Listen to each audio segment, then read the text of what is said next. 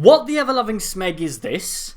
I mean, I'm still trying to get my head around it. A Banana Splits movie, which basically boils down to the Terminator in Fuzzy Felt? I mean, this had to be the result of a drinking game, right? What, if Blue Ribbon Content, no, me neither, had won the drinking game, would Blumhouse been forced to turn their new Saw movie into a wacky romantic comedy? I mean, this is a Hanna-Barbera property. You know, Yogi Bear, Flintstones, those meddling kids. What, with our lawyers at this drinking game as well? In another universe, is Quentin Tarantino being let loose upon the Jetsons? Because there is no way that these characters are in the public domain, but I guess that if Warner Bros. Animation can announce that it will soon be rebooting The Flintstones as a primetime animated adult comedy series, then nothing is sacred.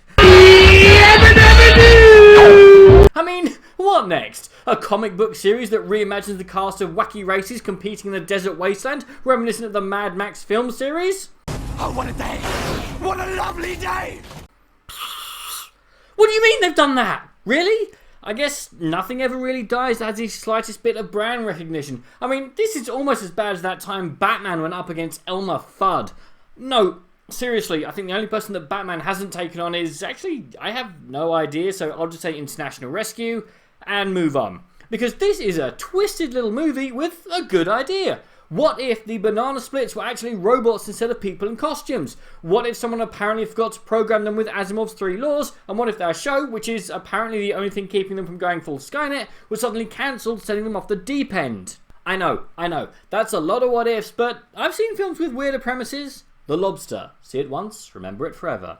But the trouble is, that's pretty much the only thing the film has got going for it. Once you do get past the premise, there's just not much here. The acting ranges from passable to even the Sci-Fi Channel would ask for another take. Sadly, the whole thing is played straight when a wink and a nod here and there would have made the whole thing better in a post-ironic kind of way. I had no idea of any of the characters' names, let alone cared for them. There is a fine line between making a character unlikable and me genuinely cheering when they get a giant lollipop shoved down their throat. Also, the whole thing felt kinda safe. Like it was being held on a leash that it was foaming at the mouth to get off of, except when it was allowed off the leash, it didn't quite know what to do with itself. Example, one of the bananas, I think it was either Sooty or Bungle, kills someone with a pair of drumsticks.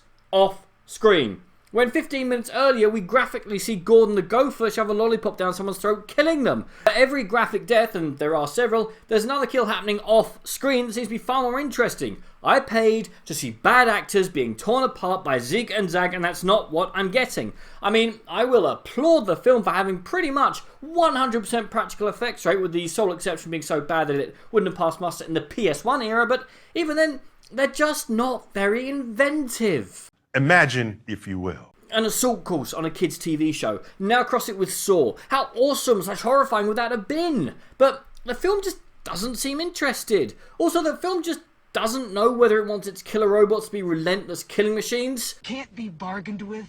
It can't be reasoned with. It doesn't feel pity or remorse or fear. And it absolutely will not stop. Ever. Until you are dead. Or if they're misunderstood tragic figures trying to carry on with the one thing that gave their lives meaning, and as a result, they're neither. They also seem pretty easy to defeat. I mean, I know that they're not designed for combat, but I built tougher things out of Lego. The climax lacks tension, and the one character who should have gotten more screen time just doesn't. This is a film that needed more.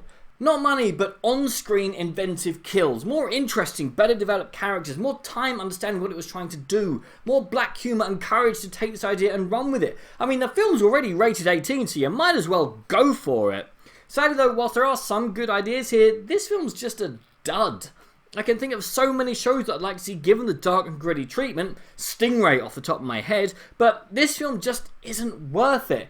Maybe catch one of those kill videos on YouTube in a few weeks that shows all the kills in a horror movie without all the other stuff, because there's nothing else here. And even then, Puppet Master, The Littlest Reich, hasn't gone anywhere. Now that film does run with its sick, twisted little premise as far as it can. Yikes. So I definitely think that you should skip it, but what did you guys think, and what TV show from your childhood would you like to be given the dark, gritty treatment? Comment below, let me know. I'm Daniel, it's been a dunking. If you've enjoyed this video, please like, share, and subscribe.